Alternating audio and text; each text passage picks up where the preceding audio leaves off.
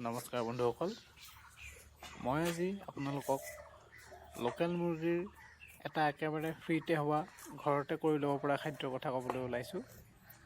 এইটো হৈছে এজলা।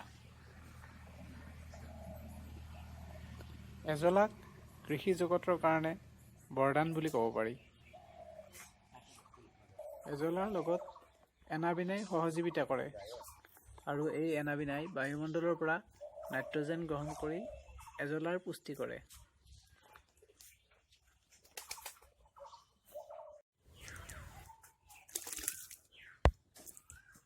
এইটো এজলা আমি ঘৰতে পৰীক্ষামূলকভাৱে এজলাৰ কাল্টিভেশ্যন কৰিছিলোঁ, তাকে আমি কালেক্ট কৰি আছোঁ এতিয়া। এইটো ভাল উপকাৰী খাদ্য হয় মুৰ্গীৰ কাৰণে, মুৰ্গী হওক গাহৰি হওক, এইটো ভাল পূৰা নিউট্ৰিশ্যন থকা খাদ্য হয়। আমি এইটো আজি মুৰ্গীক খুৱাই হেৰি কৰিম, মুৰ্গীক খাবৰ কাৰণে এইটো দিম, দানাৰ লগত মিক্স কৰি দিম। এইটো এজলা।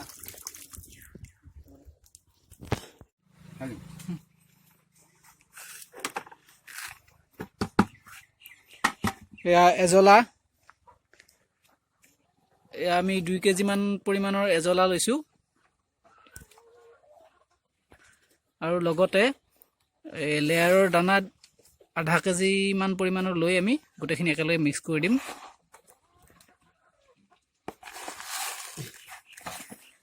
এজলা আৰু লেয়াৰৰ দানা একেলগে লৈ আমি মিক্স কৰি দিছোঁ।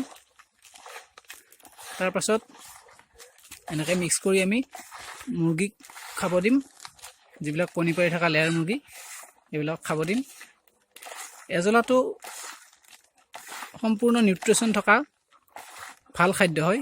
এইটো সাৰ হিচাপেও কাম কৰিব পাৰে আৰু সম্পূৰ্ণ নিউট্ৰিশ্যন থকা খাদ্য এইটো। মুৰ্গী হওক, গাহৰি হওক, গৰু ছাগলী সকলোৰে কাৰণে সম্পূৰ্ণ পুষ্টি থকা, সম্পূৰ্ণ নিউট্ৰিশ্যন থকা খাদ্য এইটো।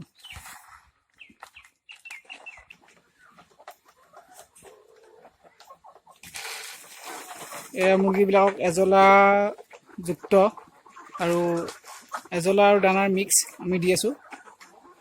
সিহঁতে ধুনীয়াকৈ খায়। ভিডিঅ'টো আপোনালোকে শেষলৈ চাই থাকিব।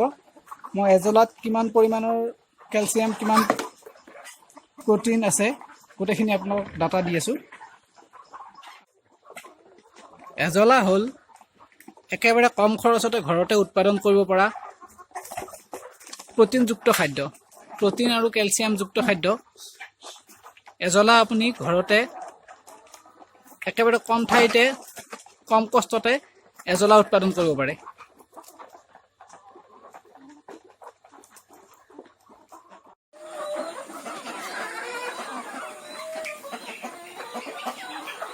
এজলাত আছে 19% প্ৰ'টিন, 4% নাইট্ৰজেন, লগতে ফচফৰাছ, কেলছিয়াম, মেগনেছিয়াম, আইৰণ আৰু মেংগানিজ।